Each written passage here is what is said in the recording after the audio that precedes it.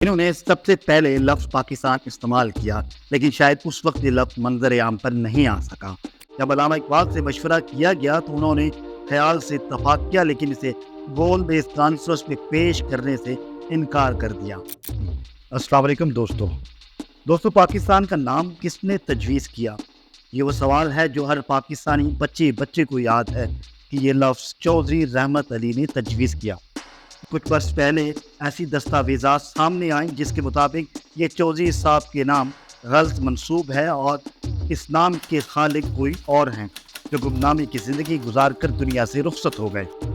عام طور پر مشہور تو یہی ہے کہ یہ نام انہوں نے تجویز کیا، جس کی وجہ یہ ہے کہ انہوں نے یہ نام اپنی مشہور کتابچے ناؤ اور نیور، اب یا کبھی نہیں میں تجویز کیا تھا، جو 28 جنوری 1933 کو کیمبرج سے شائع ہوا۔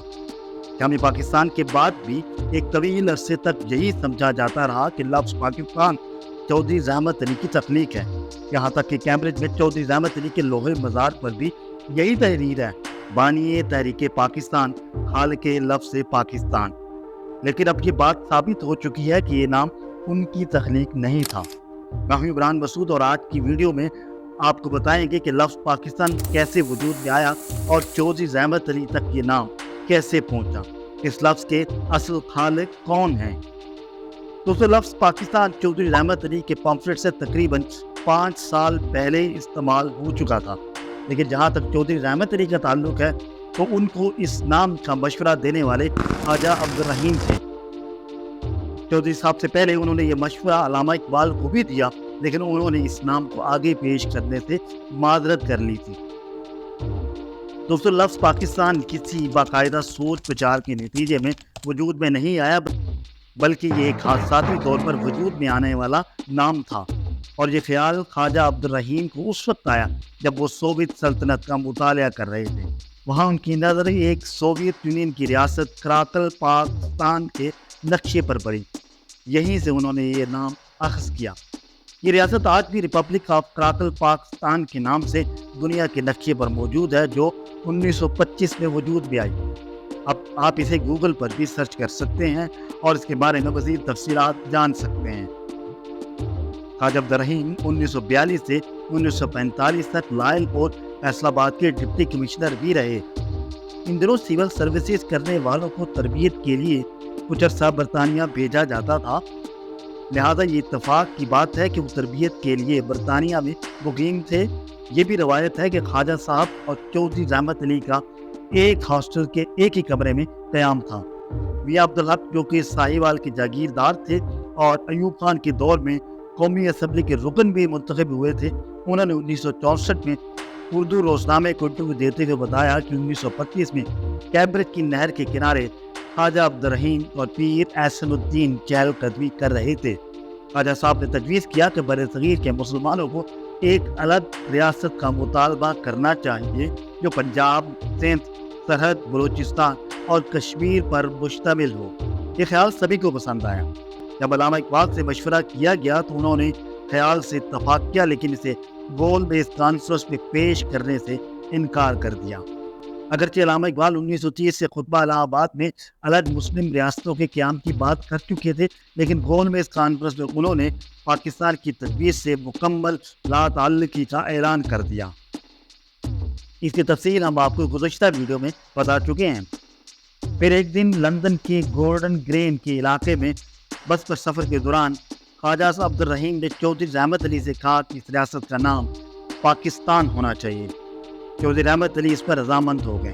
چودھری صاحب ان دنوں ہندوستان میں سرگرم مسلمانوں کے لیے الگ وطن کے نام کی جستجو کر رہے تھے۔ خواجہ صاحب نے اس انکشاف کا اظہار چودھری رحمت علی کے سامنے کیا۔ چودھری صاحب کو تحریک ملی اور انہوں نے ناؤ اور نیور کے عنوان سے پمفلٹ شائع کر دیا اور پاکستان کے نام سے الگ وطن قائم کیے جانے کا مطالبہ کیا۔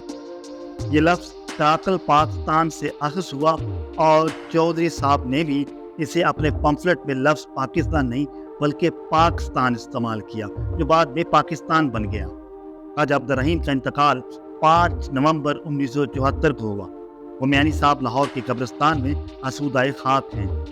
خود انہوں نے بھی اپنی زندگی میں ایوان نوائے وقت راولپنڈی میں ایک اجلاس میں بتایا تھا کہ لفظ پاکستان کے خالق وہ ہیں اور انہوں نے یہ لفظ پہلی مرتبہ خیبر یونین آف اسٹوڈنٹس کے ایک اجلاس میں استعمال کیا تھا، جس کی صدارت بھی وہ خود کر رہے تھے۔ اس حوالے سے مشہور مورخ اور چودھری رحمت علی کے سوانح نگار خورشید کمال یعنی کے عزیز کا موقف تھا کہ نائو اور نیور کا پورا مسودہ چودھری رحمت علی نے تنہا تحریر کیا تھا اور ان کے اس مسودے پر کوئی شخص دستخط کرنے کو تیار نہیں تھا۔ بالآخر انہوں نے لندن میں 3 ایسے طالب علم ڈھونڈ نکالے جنہوں نے ان کے ساتھ اس مسودے پر دستخط کیے۔ اس بات سے قطع نظر کہ اس نام کے خالق دونوں میں سے کون ہے، اس بات کو ایک طے شدہ حقیقت سمجھا جاتا ہے کہ لفظ پاکستان پہلی مرتبہ 28 جنوری 1933 کو جاری کیے جانے والے چودھری رحمت علی کی کتابچے ناؤ اور نیور میں شائع ہوا، اور یہ لفظ چودھری رحمت علی یا زیادہ سے زیادہ ان کے دوست خواجہ عبد الرحیم کا وضع کردہ ہے۔ مگر دلچسپ بات یہ ہے کہ حقیقت یہ نہیں ہے۔ حقیقت یہ ہے کہ لفظ پاکستان 1933 سے کوئی 5 سال پہلے استعمال میں آ چکا تھا۔ یہ لفظ کس نے اور کہاں استعمال کیا، اس کے حوالے سے مشہور محقق ڈاکٹر عقیل عباس جعفری دستاویزات منظر عام پر لے آئے، جس سے ثابت ہوا اس نام کی تخلیق کا سہرا ان دونوں شخصیات کے نام نہیں بلکہ ایک تیسری شخصیت کے نام ہے۔